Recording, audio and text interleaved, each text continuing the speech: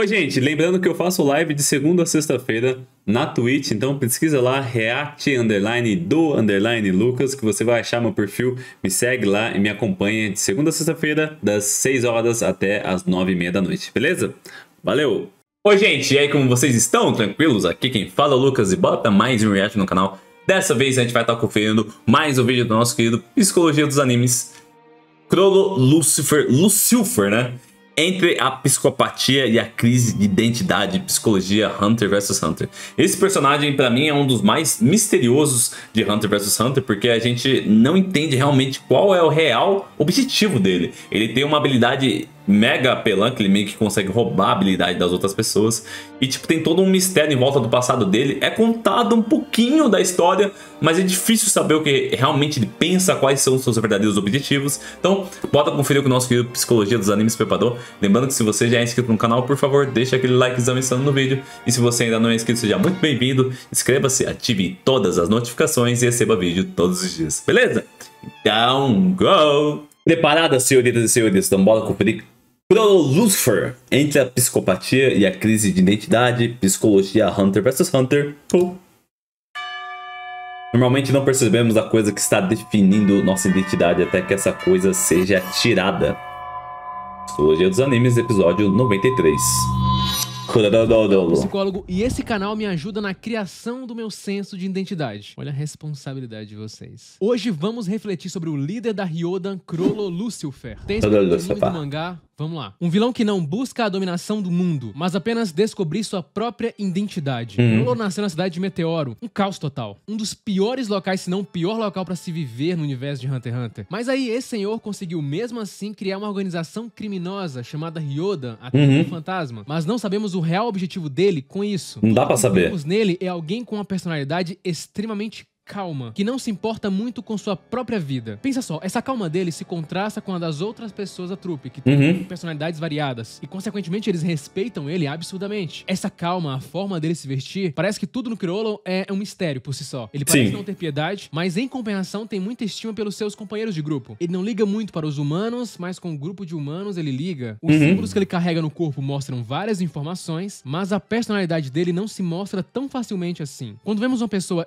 extremamente calma, tendemos a ter uma admiração por ela. Como alguém consegue permanecer assim? Com certeza o Chrollo não chegou nesse ponto do nada. Permanecer calmo exige trabalho, exige tempo, exige prática. Tá, mas por que ele faz isso? Extrema confiança? Não dá a mínima pra sua própria vida? Por que Chrollo age dessa maneira? Vamos entender. Sócrates já dizia que conhecer a si mesmo é o começo da sabedoria. Se conhecer bem, e ainda mais hoje em dia, é um tema extremamente indispensável. No universo de Hunter x Hunter é fundamental. O que queremos, quem somos nós, mas e quando você não sabe o que de fato você é? Chrollo não parece se identificar muito como um indivíduo. Ele não tem ambições, vontades explícitas. Tudo parece girar em torno da organização que ele criou, que para ele tem mais importância que ele próprio. O Ryodan, que é representado pelo símbolo de uma aranha e que também é chamado pelo esse nome, esse grupo é o mais próximo que o Chrollo chegou de ter uma identidade. Ele não é ninguém, ao mesmo tempo que pode ser qualquer um. Nesse caso é a própria dinâmica do NEM dele funcionando, que tem como característica roubar a habilidade dos outros. Chrollo não pensa em si mesmo, de certa forma. Ele pensa mais na unidade, no todo. Ele se vê apenas como parte da aranha, mesmo ele sendo o centro de decisões dela. Chrollo não escolheu ser líder. Ele foi escolhido a ser líder. Isso importa muito. Imagina que ali na trupe estão assassinos. Pessoas que têm ali muito pouca empatia por outras pessoas. Mas mesmo assim, eles o respeitam. Porque por mais que ele fosse poderoso, ele é tão poderoso assim a ponto de vencer todos os 12, o que mantém todo aquele grupo unido. Devemos lembrar de novo que Chrollo é um criminoso. E o Ryodan é uma gangue. Os jovens se juntam a gangues porque ambos agem como uma própria família subjetiva, bem como proporcionam um senso de pertencimento, poder, controle e prestígio. Ou seja, todas as coisas ali que são comumente identificadas como ausente na infância de quem participa de uma gangue. O escritor Joy Killian conversou com cerca de 40 membros de uma gangue. Os homens que ele entrevistou relataram que consideravam os colegas de gangue como sendo parte da família e que cuidavam uns dos outros. Como seus irmãos. A trupe fantasma é, todos se sentem parte de um todo, exceto o Hisoka, obviamente. Killian descobriu que a maioria dos membros da gangue que ele entrevistou tinham tatuagens para mostrar publicamente sua lealdade à sua gangue particular. Mostrar o orgulho de pertencer a um grupo. Vários membros disseram que fazer parte de uma gangue significava que você nunca estava sozinho no mundo, o que é semelhante a quantas pessoas descrevem fazer parte de uma família unida ou grupo de amigos. As gangues proporcionam uma sensação de pertencimento, de proteção que não recebem de outros relacionamentos e experiências durante a vida. E é disso que a Trupe Fantasma se trata. E é por isso que eles amam o Chrollo, porque o que de fato é importante pra ele é a própria organização em si, não o fato dele ser líder ou não, mas sim a aranha estar de pé, intacta. Tanto que o Chrollo não teme a morte de nenhuma maneira. Não que ele não dê valor à sua vida, mas a sua vida não era a coisa mais importante pra ele. Por exemplo, quando ele pega a habilidade da Neon, ele chora naquele momento se lembrando do Uvogin. E aí fica a dúvida, né? Não sei se ele se importava de fato com o Uvogin ou apenas porque de certa forma uma parte dele tinha morrido ali.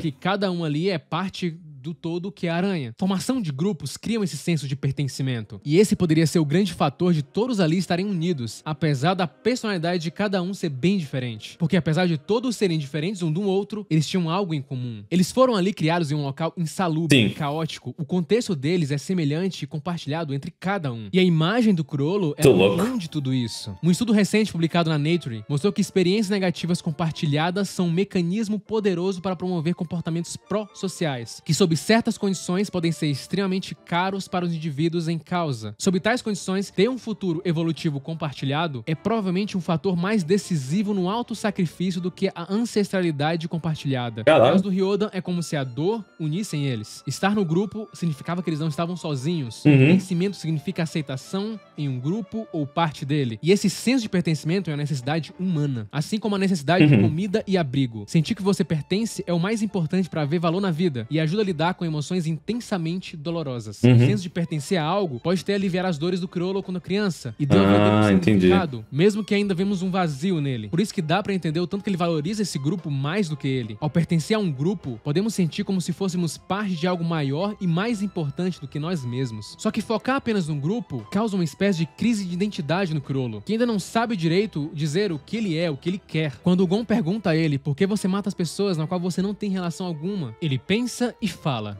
なぜだろうな。関係ないからじゃないか。いや、改めて問われると答えがたいものだな。動機の言語化か。Caralho. あまり好きじゃないしな。しかし案外、いや、やはりと言うべきか。自分をつかむ鍵はそこにあるか。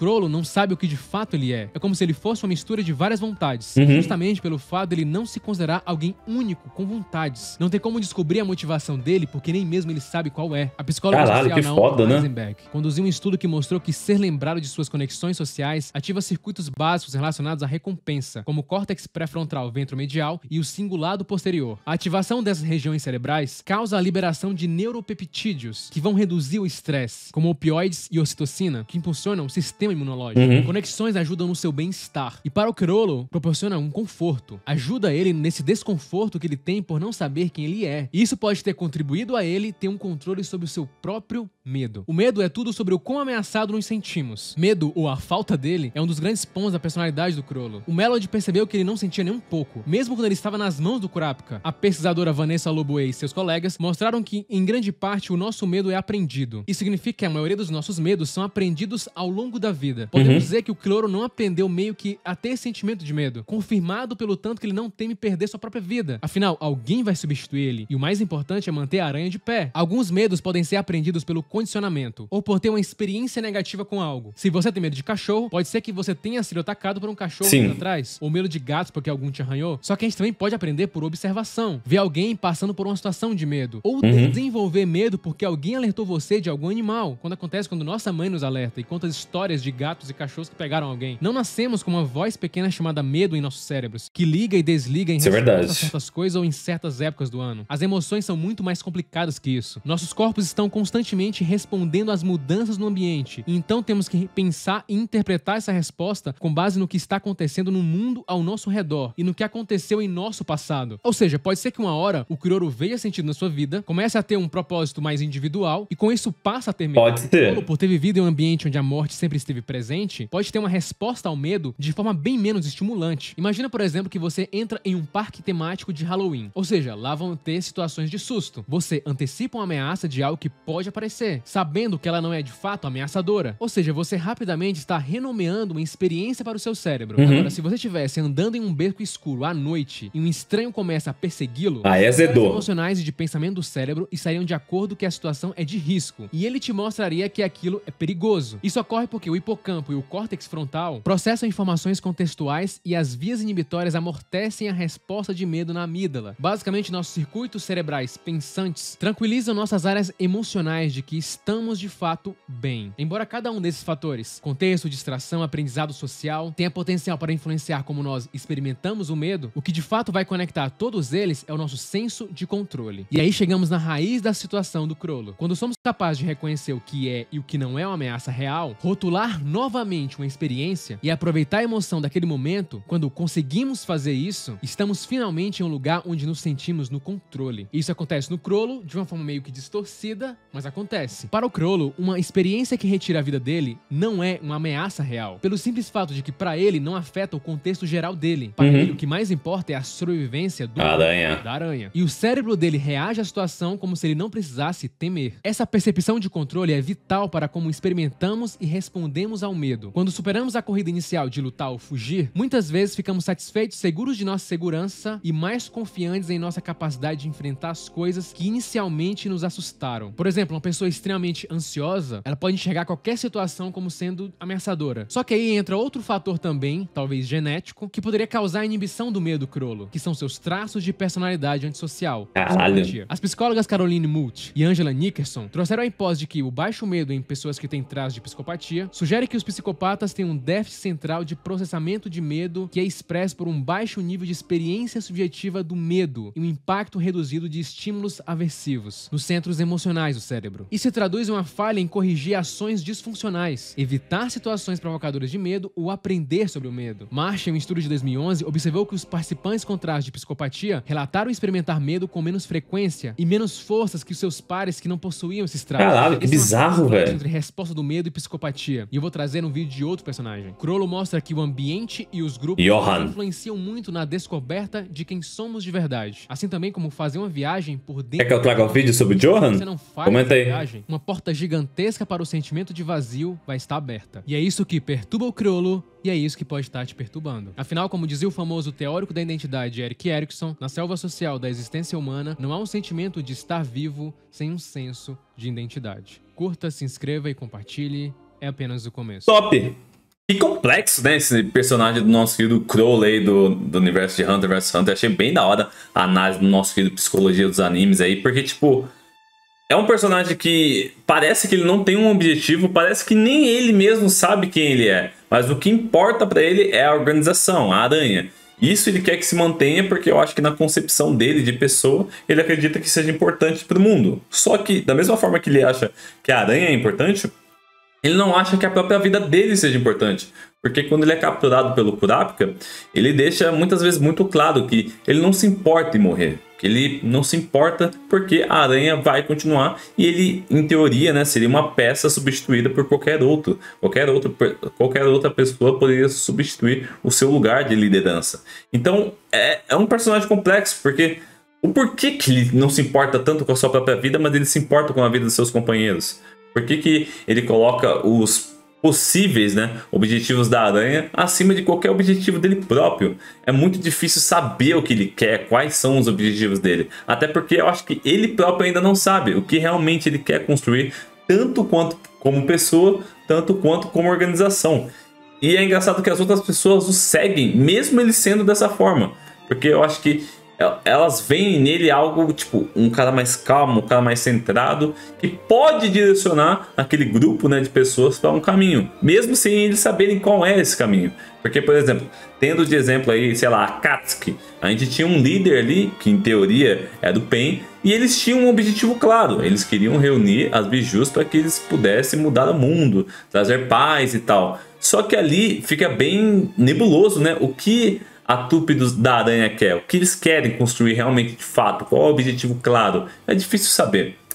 Tanto que quando o Chrollo, ele libera lá durante aquele leilão pra trupe matar à vontade, mano, eles fazem a festa, velho. Eles ficam felizes, porque realmente eles são maus.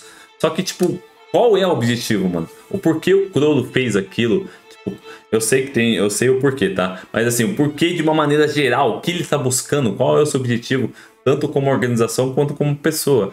Bem da hora do personagem, porque ele é misterioso, faz você querer assistir. E eu acho que é muito por causa disso que o próprio Hisoka fica indo atrás dele, quer lutar com ele, porque realmente ele parece ser muito forte, até porque ele tem uma habilidade que ele consegue roubar a habilidade de outras pessoas. Será que essa habilidade dele roubar a habilidade de outras pessoas, influencia na sua própria personalidade? Será que isso acaba fazendo com que ele realmente não saiba quem ele realmente é? Até porque ele acaba meio que pegando fragmentos de outras pessoas para moldar a própria personalidade e no final das contas ele não sabe qual é o seu poder, quem é o seu verdadeiro eu. Achei sensacional esse vídeo do nosso querido Psicologia. Beleza? Então é isso. Lembrando que o segundo link na descrição é o link do nosso querido Psicologia dos Animes. Se você puder deixar um like lá no vídeo dele, deixar um like aqui no meu vídeo, é o melhor dos mundos. Beleza?